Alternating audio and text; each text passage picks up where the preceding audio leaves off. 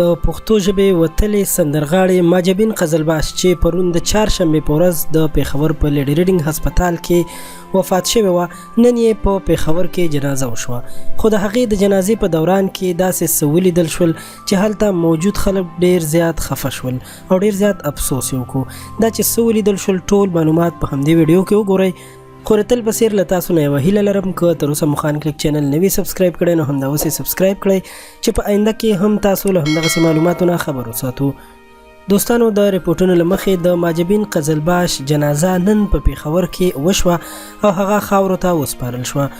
خو د جنازې په اړه د امریکا غږ خبریال فاروق براق په خپلو خبرو کې وویل ماجبین بیبي چې تقریبا 50 کاله د پښتو ژبې خدمت وکړو، خو چې نن د هغې جسد همداسې پروت او د هغې مړي ته د اوږې ورکولو لپاره باید د دې د هنر ملګري ټول راغلي وو، نو د انور خیال نه بغیر بل هیڅ کوم مشهور سندرغاړی په نظر رانغلو. هغه په خپلو خبرو کې زیاته کړه چې کیدای شي سندرغاړي نن سبا ډیر زیات مصروف وي، د شپې ناوخته پورې کنسرټونه او پروګرامونه وکړي او سبا بیا د پاسېدو نه وي، نو ځکه د خپلو مشرانو او کشرانو جنازو ته نه ځي.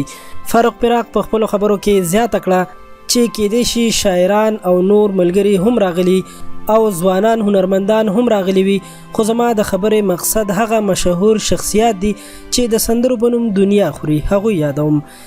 هغه په خپلو خبرو کې زیاته کړه چې ما په خپل عمر کې د سندرغاړو په شانتې بې اتفاقه او ارزي خلک نه دي لیدلي، البته ټول نه یادوم خو یو څو پکې ښه خلک نه دي.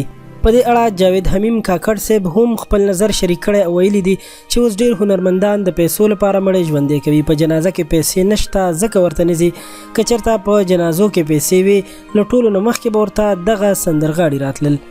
یو بل ملګري وویل چې ډېر د افسوس مقام دی د هغه خلکو لپاره چې د هنر سره تړلي وي، چې نن د ماجبین مرحومې دغه حال دی نو سبا به د بل هنرمند هم دغه حال وي.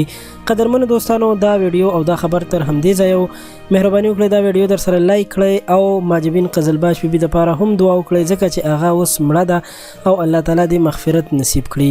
زموږ چینل سبسکرایب کول مو هیر نشي او له نورو ښایسته معلوماتو لپاره زموږ ویب سایټ خانکلیک.com هم وګورئ. تر بلې ویډیو درنه اجازت غواړم. د الله په امان.